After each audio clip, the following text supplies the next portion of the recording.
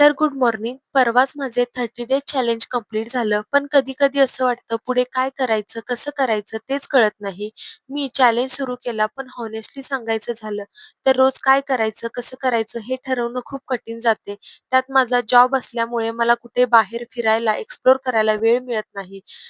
पण एक गोष्ट खरी आहे, हा जॉबच आहे जे माझे सगळे शौक पूर्ण करते. YouTube, Instagram हळू बिल्ड करते. त्यामुळे मी माझी सगळी जबाबदारी स्वतः उचलू शकते.